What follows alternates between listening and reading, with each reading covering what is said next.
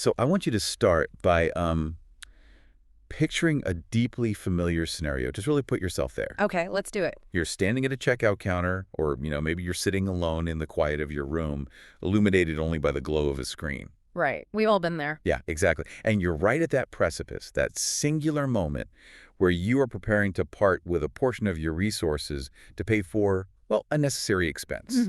It could be shelter, it could be nourishment, or maybe just a tool you need for your daily work. And I want you to just pause right there in that moment and notice the physical sensation that accompanies that exact second. It's usually not a great feeling. No, it's not. Yeah. If you really pay attention to your biology, there's almost always this, like, slight tightening in the chest. Yes. There's a subtle, almost imperceptible hesitation. Like this quiet, instantaneous calculus of survival just starts playing out in the background of your mind. You can physically feel it. You really can. You feel a micro surge of adrenaline, maybe a slight constriction in your throat. And it begs the question, why does an act as mundane as purchasing your weekly groceries trigger the exact same physiological hardware designed to protect us from predators in the distant past? It is a totally remarkable physiological response when you truly observe it. I mean, it exposes this massive contradiction in how we operate as human beings. How so? Well, that tightening, that brief constriction of breath, it's an ancient biological alarm bell ringing in the oldest structures of the brain. You are basically experiencing a micro-event of threat detection. Wow. Threat detection at the grocery store. Exactly, because the nervous system is not strictly performing a rational mathematical equation, right? It is reacting to the concept of departure. Departure, meaning the resource is leaving. Right. The energy, the resource is leaving your immediate sphere of control. And your biology automatically registers that departure as a potential vulnerability. It perceives a sudden drop in your defensive perimeter. And it reveals this profound paradox that the overwhelming majority of us experience on a daily basis. Yeah. Let's unpack this paradox because, honestly, it is staggering when you look at it clearly. It really is. On one hand, we pour an oceanic tide of our time, our physical exertion, and our mental energy into seeking stability. I mean, we dedicate the lion's share of our waking hours to accumulating the capability to navigate the world, right? We just exhaust ourselves gathering resources. We do. We run ourselves ragged. Yeah. Yet the very moment we actually utilize that capability, the moment we must exchange our resources to sustain ourselves or enhance our lives, it feels like a tangible loss. Yes, like a defeat. Exactly. It feels like a localized defeat. Even when you are exchanging the resource for something that undeniably benefits you, the act of releasing it carries this heavy, reluctant friction. And, that friction is not harmless, not at all. It is the symptom of a deeply fractured relationship with the fundamental nature of reality. Right. I think underneath that friction, there's a quiet, entirely unexamined belief system operating in the shadows. Oh, absolutely. We harbor this societal conditioning that suggests true nobility, genuine peace, or like an elevated state of consciousness somehow requires us to distance ourselves from material concerns. The whole money is the root of all evil mindset. Exactly. We are taught to view the desire for more capability, for more resources, as somehow impure or inherently corrupting. But simultaneously, the lack of that capability brings us absolutely nothing but gnawing anxiety and physical degradation. It's a terrible double bind. It is. We're caught in this trap where we're terrified of lacking, but profoundly guilty about acquiring. So welcome to our exploration today. We are going to completely reconstruct the architecture of how we perceive value, how we perceive exchange, and ultimately how we perceive our own boundless potential. I love this. It's so necessary. Our mission today is to investigate the unseen scaffolding of our reality. We're going to uncover precisely why that friction you feel at the counter is not a badge of honor. Definitely not. And it certainly isn't an indicator of moral superiority.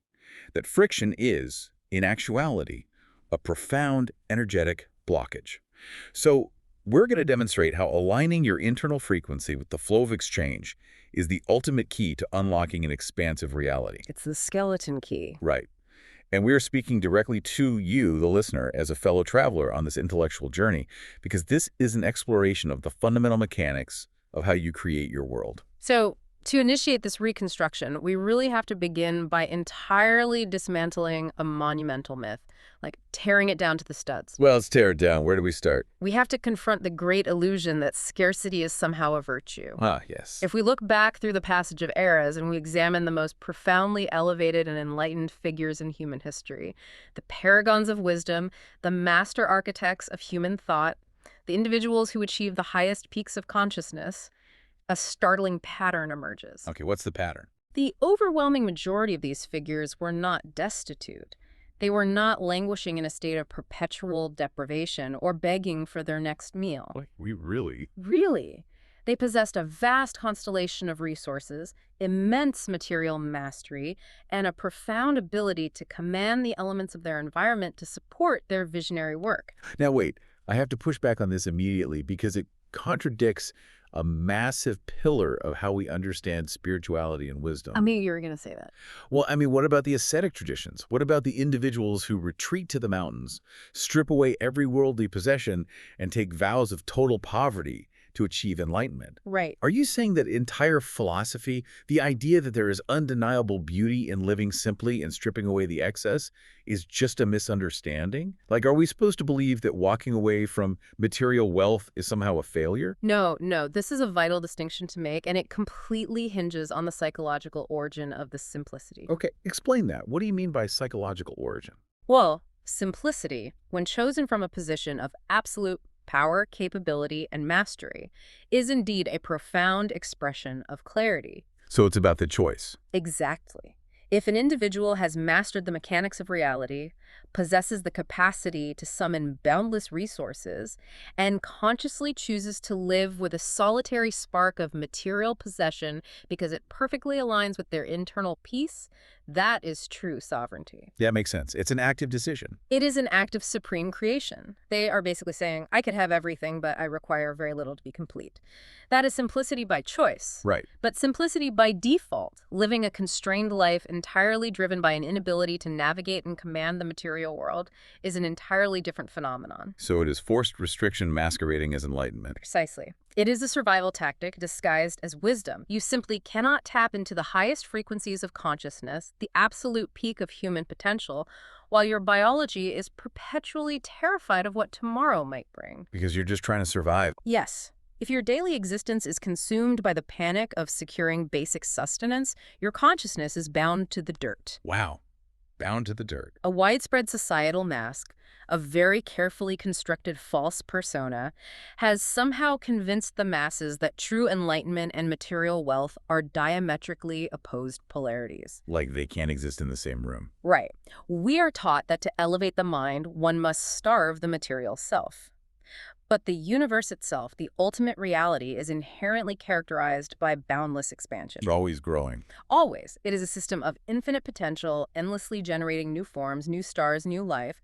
Therefore, any state of chronic lack or deprivation is actually a state of misalignment with that fundamental universal nature. But if it's so misaligned, why do we do it? That's the million-dollar question. Why do we collectively attempt to romanticize poverty? Like, why do we put a halo over the concept of barely getting by and write endless stories glorifying the noble struggle of starvation? Because it is one of the most highly effective psychological defense mechanisms available to the human ego. A defense mechanism. Yes. The mastery of the material realm requires immense internal alignment. It requires relentless self-examination and an unshakable understanding of one's own power. It is incredibly demanding. It's hard work. Very hard. So, by failing to master the material realm, by succumbing to the complex pressures of physical survival, the overwhelming majority of people adopt a frequency of apathy. They use it to protect themselves from the pain of their own perceived inadequacy. So it's the ultimate expression of sour grapes. Like, I couldn't reach the fruit, so I'll just tell myself the fruit was rotten anyway. That is the exact psychological mechanism. It is far less painful to claim, I simply do not care about material exchange, I am above such petty concerns, than it is to admit, I have not yet learned how to master this element of my existence. Wow. That's a hard pill to swallow. It is. They use this apathy to soothe the sting of not having enough. It creates a shield. But the tragic consequence is that it creates a deeply contradictory, fractured existence. Well, you have an individual who pretends to exist above the fray, right? Projecting an image of ascetic detachment to their peers, while secretly, internally, they are completely drowning in the anxiety of their Oh, circumstances. man. They are terrified of the unexpected expense, the changing seasons, the shifting tides of the economy. You cannot project a frequency of absolute peace into reality when your internal landscape is a bloody battleground of survival calculations. So it's an armor made of indifference, but the arrows of reality still pierce it every single day. Perfectly said. And to move past this pervasive illusion, to strip away this defensive apathy, we must first fundamentally redefine the actual substance we are so terrified of desiring. The currency itself. Yes. We must stop looking at the superficial layer of reality, the physical artifacts of exchange, and gaze into the true nature of currency. Which brings us to a monumental shift in perspective, right? Let's look closely at the metaphysics of exchange and the underlying current of emotion. This is where it gets really interesting. Because we have to completely and utterly abandon the concept of wealth as static numbers sitting on a ledger, or, as physical objects you can lock in a vault somewhere. That's the old paradigm. Right. We must transition our understanding from the realm of the tangible to the realm of the energetic. In the ultimate reality, currency is pure, unmanipulated energy. To really grasp this, we have to observe the architecture of reality at its most fundamental subatomic level. Okay, let's go there. When you examine the building blocks of existence, you discover that matter itself is not solid in the way our gross senses perceive it. It just looks solid to us. Right. It is not comprised of tiny, hard spheres. Everything at its base is comprised of wave potentials. Wave potentials. Yes. These are endless seas of probability, pure, unmanifested energy vibrating at different frequencies. Okay, let's make sure we ground this, because when we start talking about wave potentials, it can sound like we're drifting into abstract mysticism. I know it sounds very sci-fi. Yeah. So how does this actually work in a practical sense? Like for you listening to this right now, how does wave potential affect your daily life? Think of it like a vast, invisible field of pure potentiality that contains every possible outcome. These waves of potential only collapse into a specific, solid, measurable reality when they interact with a catalyst. And what's the catalyst? Conscious observation.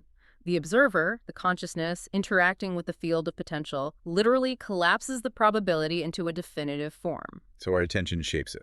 Exactly. The attention you direct, the expectation you hold, and the energetic resonance you emit literally forces the unformed energy to take a specific shape in your physical experience. It's the observer effect. Right. Your consciousness is the architect pulling the blueprint into three-dimensional reality. Yes.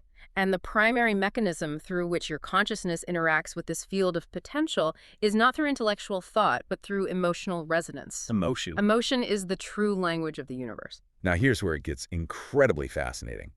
Let's bring this down from the invisible wave potentials into our daily lived experience. Let's do it. I want you, the listener, to engage in a thought experiment right now. I want you to analyze every single purchase you have ever made in your entire life. That's a big catalog. Right. Just look across the vast constellation of your choices. From acquiring a solitary morsel of food to provide comfort on a difficult evening to, investing in a highly advanced technological tool to provide a sense of capability, speed, or aesthetic pleasure. What is the actual transaction occurring? When you hand over your resources, what are you fundamentally trying to acquire? Well, if you examine human behavior with ruthless honesty, the underlying driver of any exchange is never the physical object itself. Never. The object is merely a vehicle. It's a conduit. Yeah, like you don't buy the heavy winter coat because you have a profound inherent desire to own an arrangement of synthetic fibers, down feathers, and metal zippers. No one wants zippers just for the sake of zippers. Exactly. The physical materials are completely irrelevant to your core desire. You buy the coat because you deeply desire the emotion of security against the harsh elements. Yes. You desire the feeling of warmth, the feeling of being shielded, of being safe. Right. And you don't buy a ticket to a beautiful distant location for the piece of paper it's printed on or the metal tube you fly in. You buy it for the emotion of awe. Oh, absolutely.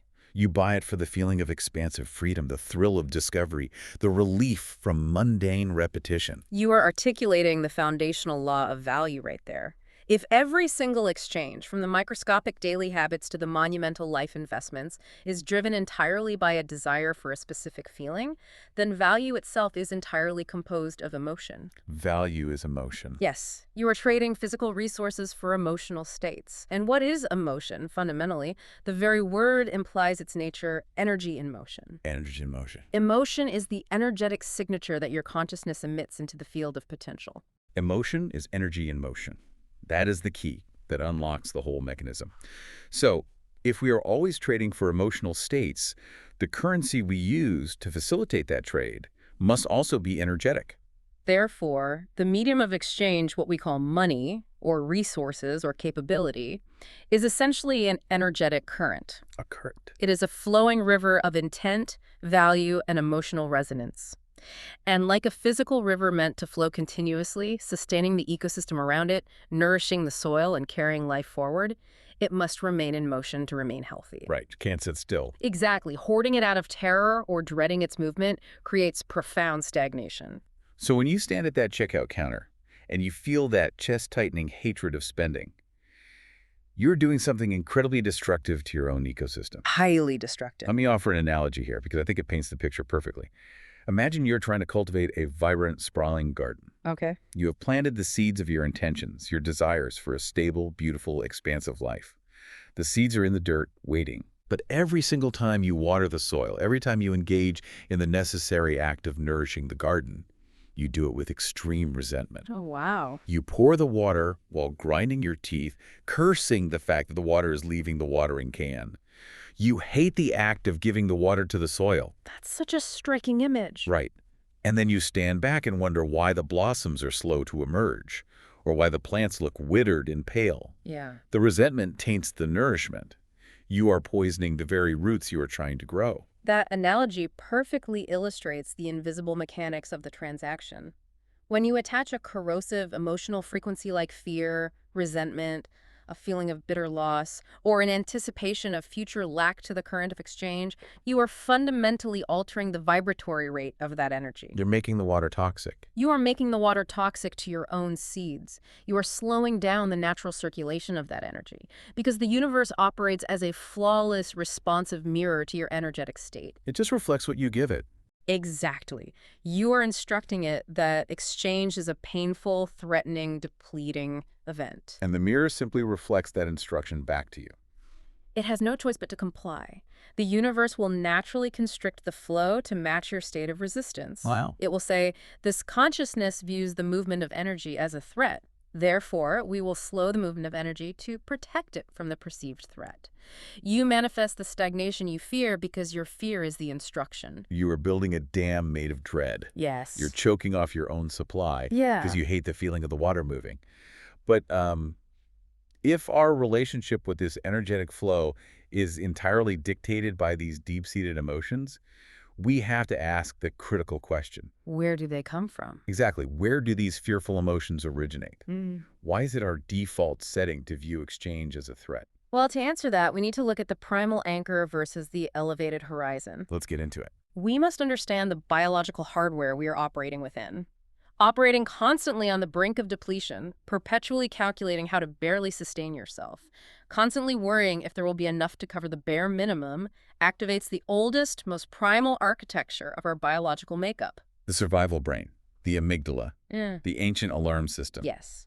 This primal paradigm, housed in the deepest recesses of the human brain, is entirely and solely focused on immediate survival. Right. It is an extraordinary mechanism for keeping a biological organism alive in a hostile environment, but it has severe limitations. It's not designed for thriving. Not at all. It does not possess the capacity to envision a decade into the future. It cannot conceptualize abstract creative expansion. It has no understanding of quantum wave potentials or energetic resonance. It just knows fear. It only knows threat, defense, and the immediate desperate acquisition of the next necessary resource. It's like the biological equivalent of living in a concrete bunker underground. You aren't looking up at the stars, pondering the infinite mysteries of the cosmos.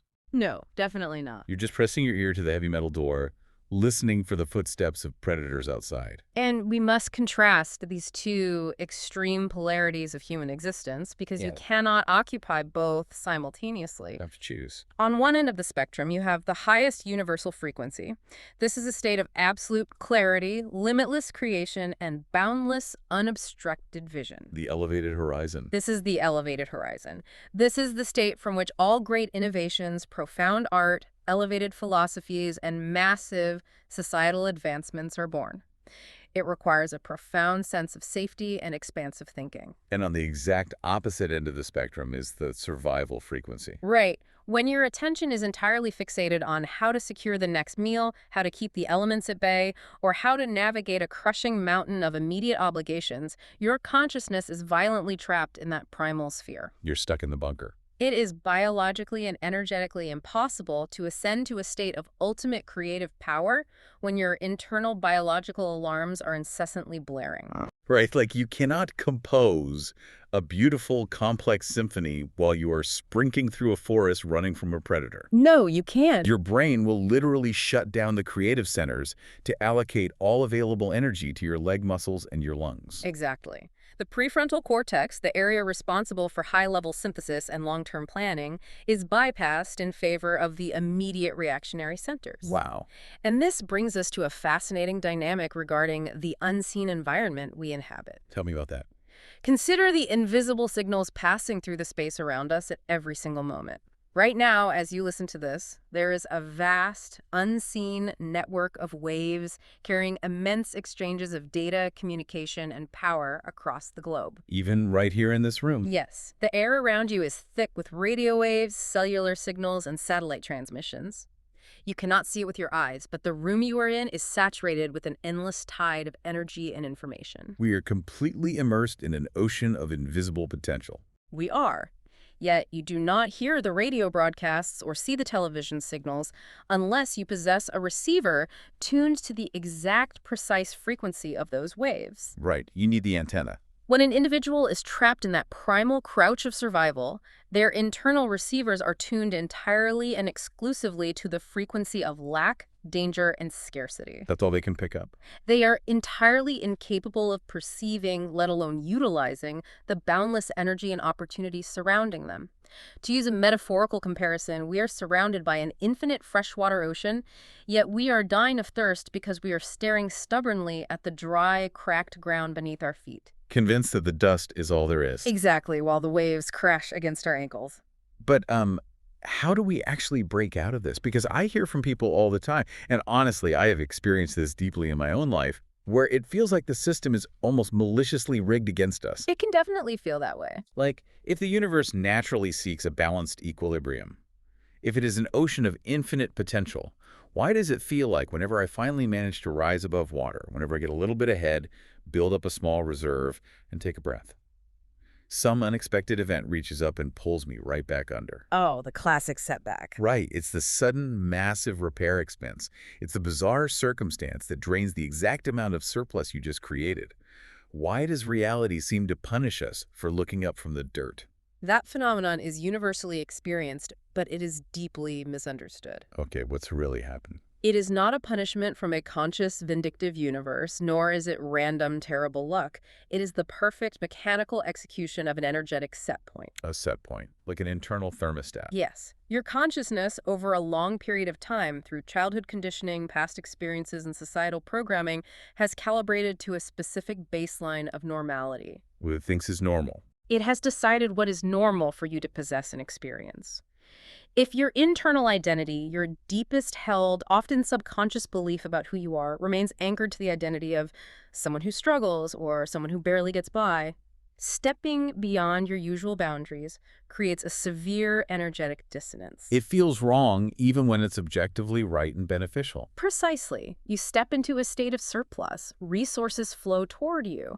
But because your internal programming insists that you are a person who belongs in the frequency of scarcity, the surplus feels like an error in the system. An error. The internal thermostat reads the room as too hot, too expansive, too unfamiliar. This triggers an immediate subconscious correction. Okay, this is the critical part. How does that subconscious correction actually manifest in the physical world? Because people think, I didn't ask for my roof to leak or my vehicle to break down. How is that my subconscious? The human mind is a profoundly powerful engine for seeking alignment between the internal belief and the external reality. When you experience that dissonance, your subconscious will unconsciously guide your attention, your decisions, and your emotional reactions to manifest an outcome that lowers your frequency back to the baseline. Give me an example of that. You might subconsciously ignore a small maintenance issue until it becomes a catastrophic, expensive failure. Oh, wow. You might unnecessarily provoke a conflict that costs you an opportunity. You might suddenly feel an irresistible urge to make an impulsive, draining decision. Self-sabotage. Or, on a more energetic level, your sudden emission of anxiety regarding the unfamiliar surplus literally attracts circumstances that alleviate the anxiety by removing the surplus. That's wild. This emotional and behavioral reaction drags your reality back down, returning you to the familiar, comfortable, yet painful level of restriction. Your system corrects back to the baseline of survival because survival to the primal brain equals the known. And it likes the known. And the primal brain prefers a known misery to an unknown paradise. So the unexpected bill isn't the universe punishing you for succeeding. It's your own internal thermostat kicking on the air conditioning because the room got too warm for your comfort level. Exactly. The bizarre drama you suddenly find yourself in isn't bad luck. It's a subconscious maneuver to get you back into the familiar state of stress. It is the ultimate form of subconscious self-sabotage, and it operates entirely in our blind spots. And we must recognize that this set point is heavily fueled by a silent, invisible weight that almost everyone carries without even realizing it. Let's bring that weight into the light. We need to explore the corrosive gravity of the guilt complex. Yes, the guilt complex. Because I think this is the bedrock of that internal thermostat. It's the concrete foundation that keeps the set point so low. Most individuals suffer from an acute, hidden, deeply buried guilt complex regarding their desires for greater capability, expansion, and resource. It is a pervasive psychological affliction that spans cultures and generations. I want you to try something right now, listener. Say aloud, wherever you are, I deeply desire immense prosperity. I desire boundless resources. I want to wield massive influence and capability. Just notice how that feels in your body. Right, just feel the immediate internal reaction to those words. For the overwhelming majority of people, stating that intent feels profoundly uncomfortable. It really does. It causes a physical cringe. It feels arrogant. It feels greedy. It almost feels criminal. If we dissect the nature of that guilt, we find that it is one of the most highly corrosive frequencies a human being can emit into the field of potential. Corrosive. Guilt acts as a universal repellent. It is the absolute antithesis of reception. You cannot simultaneously feel guilty for receiving and remain open to receiving. Right, they cancel each other out. We have been subjected to a generational conditioning that insists abundance is a restricted, gated privilege, reserved only for an elite, mysterious fragment of society. It's the myth of the finite pie.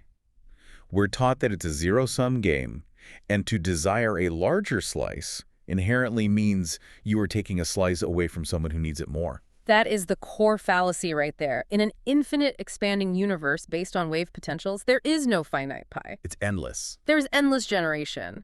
But when you view prosperity as an exclusive privilege that you have not somehow earned through intense physical suffering or sacrifice, your own conscience violently rejects it. Wow.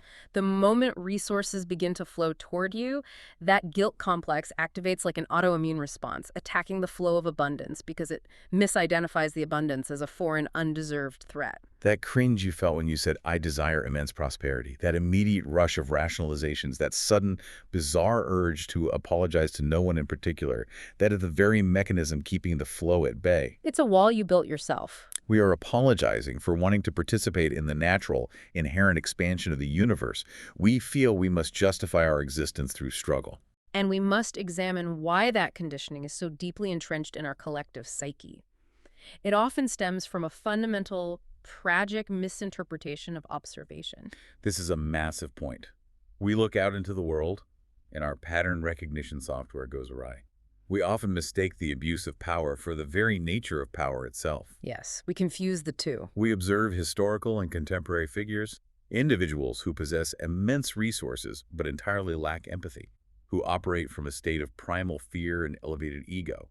We see the harm they cause, the destruction they leave in their wake. Mm-hmm. And because human beings are prone to faulty pattern recognition, we falsely blame the energy they wielded. We look at the corruption and we say the wealth made them cruel, the resources made them corrupt. We blame the amplification tool rather than the void in their character. That is the crux of the misunderstanding. Wealth, currency, capability, these are forms of pure energy. Yeah. And pure energy is simply an amplifier of the existing internal state. It just turns up the volume. It possesses no inherent moral alignment. It is entirely neutral. If you provide immense resources to a fragmented, fearful, deeply insecure consciousness, it will simply amplify that fear and fragmentation on a much larger, more destructive stage. Right. They will build taller walls, hoard more aggressively, and exploit more ruthlessly because their internal set point is still screaming threat. Still in the bunker. Still in the bunker, just a much more expensive bunker. But if you provide immense resources to an aligned, empathetic, elevated consciousness, a consciousness anchored in the elevated horizon, it will amplify creation, profound healing, visionary advancement, and massive contribution. It's like a microphone. A microphone doesn't care if you sing a beautiful harmony or scream an obscenity. It simply makes the input louder. That's a perfect analogy. Fearing the energy of resources because you have seen it misused by fractured individuals is like refusing to use language because you have heard someone speak a lie. It's abandoning your greatest tool because someone else used it as a weapon. A profound realization, but recognizing and eradicating this guilt, understanding the neutral nature of the amplifier, is only the preparatory step. Just the beginning. It is the clearing of the debris from the foundation. To truly master the flow, to transition from being a passive victim of circumstance to a conscious architect of your existence, we must understand the actual mechanics of reality across its different dimensions. Right. We have to make the monumental shift from living as an effect to becoming the cause. This requires a complete paradigm shift in how we perceive action, effort, and manifestation. We are conditioned to believe reality only exists on one plane. But it doesn't. No. Reality operates across multiple interconnected planes, primarily the physical plane, the mental plane, and the unseen energetic realm. The profound tragedy of the human condition is that the vast majority of humanity attempts to alter their circumstances entirely and exclusively on the physical plane. The attempt to force the universe into submission through brute physical exertion. Yes, just endless labor. We think if we just run faster on the treadmill, lift heavier weights, work increasingly longer hours, sacrifice more of our sleep, and grind our bones to dust, we will eventually break through the invisible wall holding us back. We glorify the exhaustion. We really do. And that grueling, endless physical labor, when it is divorced from internal energetic alignment, is actually the lowest, least effective form of action in the universe. It is entirely inefficient. It is the equivalent of staring at a reflection in a mirror, hating what you see, and trying to alter the image by furiously scrubbing the glass with a rag. That's a great way to look at it. You can scrub until your hands bleed, but the reflection will not change until the object standing in front of the mirror changes. Okay, let's map out this law of cause and effect, because this is where the entire architecture of reality flips on its head. If you grasp this, everything changes. Listen up. The physical realm, the circumstances you are currently experiencing, the environment you live in, the exact number in your ledger, the state of your relationships, is purely the realm of effect. It's the echo. It is the trailing shadow of decisions, vibrations, and states of being that have already occurred in the unseen realms. Oh, it's already happened. The physical realm is crystallized history.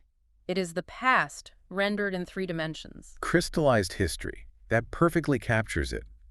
When you look at your physical circumstances, you are looking at the energetic choices you made months or years ago. Yes. The mental realm, on the other hand, which is composed of your deepest beliefs, your core identity, the precise focus of your attention, and your profound emotional convictions, that is the realm of cause. That's where the magic happens. Attempting to change a physical outcome purely by physical exertion, while simultaneously maintaining an internal, deeply held attitude of poverty, restriction, and fear, is a total exercise in futility. You're just fighting yourself. You are trying to rewrite a printed page with a pen without changing the digital file on the computer. Every time you hit print, the same errors will appear. The implications of this are staggering. You simply cannot become a new version of yourself physically until you have fully, undeniably occupied that exact space mentally and emotionally. You have to be at first. This exposes the great folly of human expectation. We continuously wait for the external world to provide tangible proof of our worth, our safety, or our capability before we allow ourselves to feel it. We construct these conditional prisons. We say, once I see the resources arrive, then I will allow my nervous system to relax and feel secure. Once I have the shelter, then I will stop shivering internally. Once someone gives me the title, then I will feel like a leader. But the mechanics of the universe operate in the exact reverse order. The mirror doesn't smile first. The mirror cannot reflect a smile until you smile first.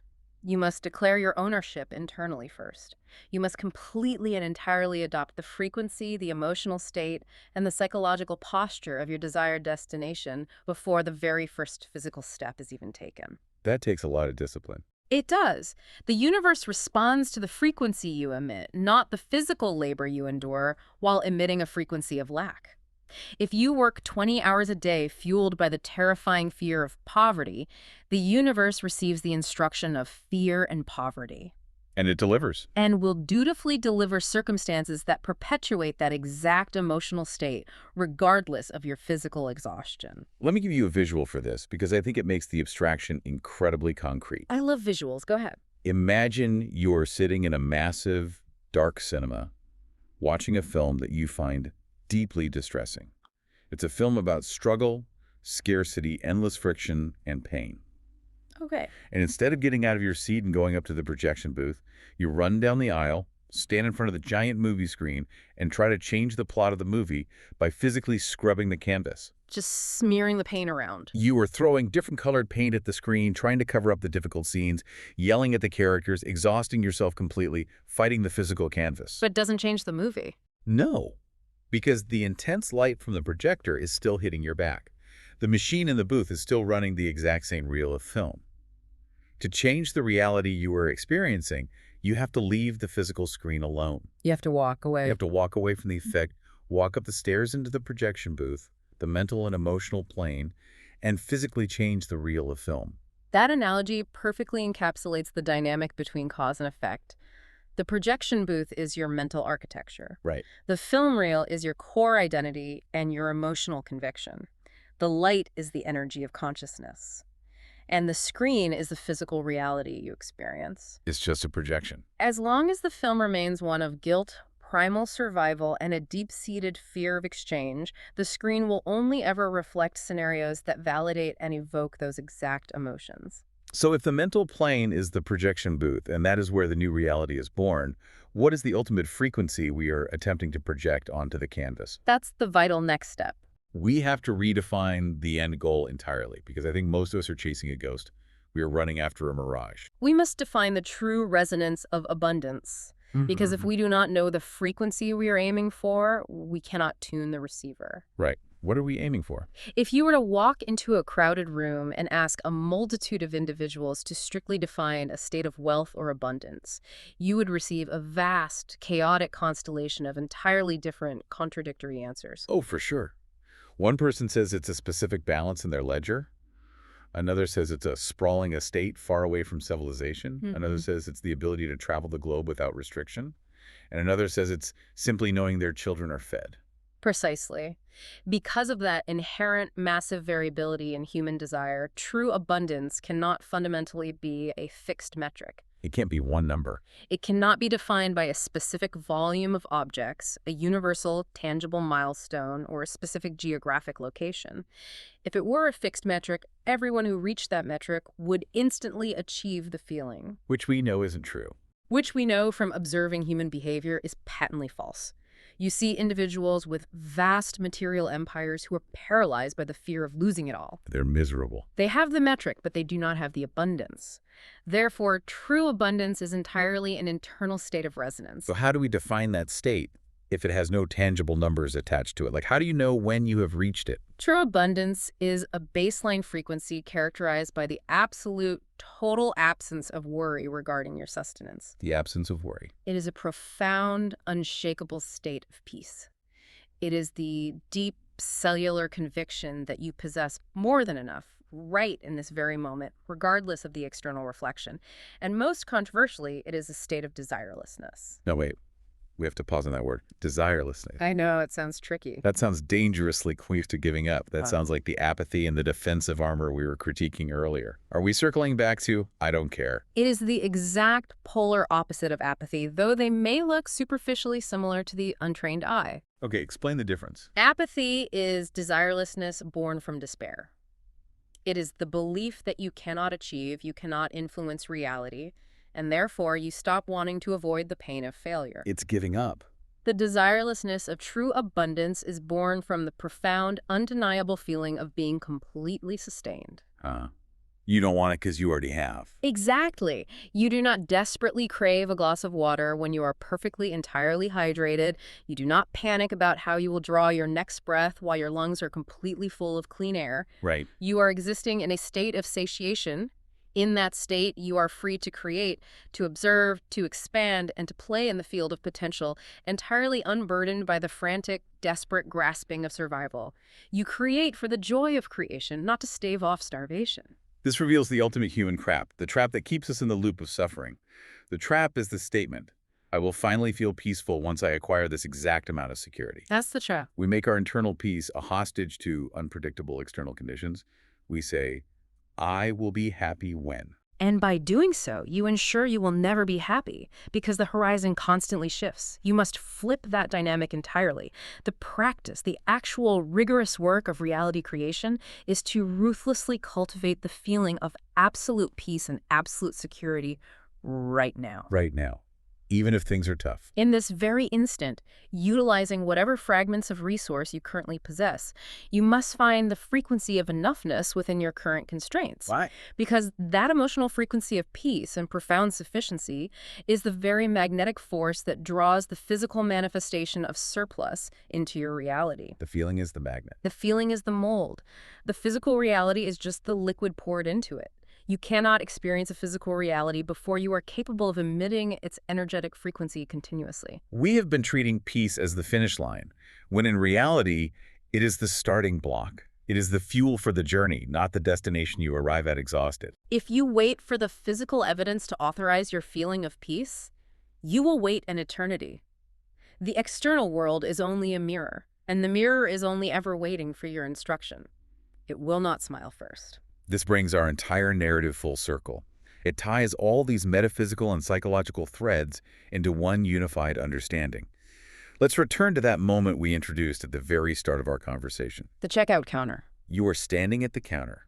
The screen is glowing. You are about to part with a resource to pay for an expense. The biological alarm bell wants to ring. But now you are armed with the understanding of the architecture. You recognize the alarm bell for what it is, an outdated piece of primal hardware misinterpreting an energetic flow. Exactly. That moment is no longer a localized defeat.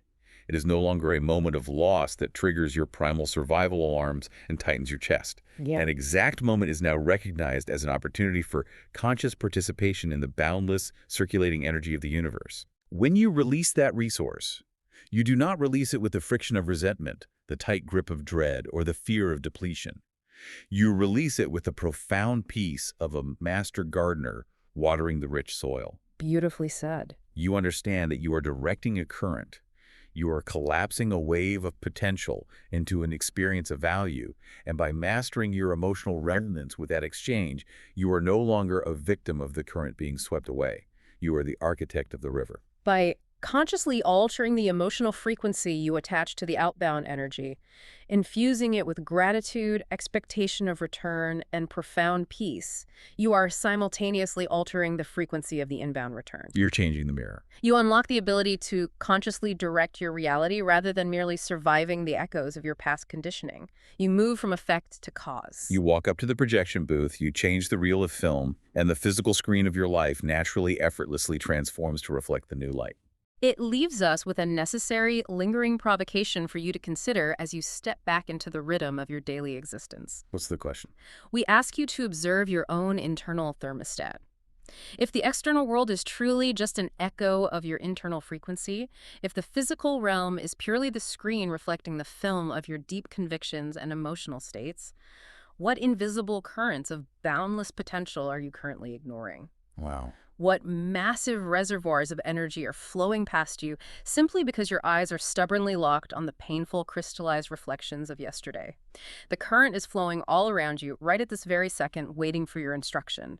The fundamental question is, what are you prepared to build with it? What are you prepared to build with it? That is the perfect place to pause our journey today. Thank you for sharing your time, your attention, and your curiosity with us on this exploration of human potential. Until next time, keep examining the scaffolding.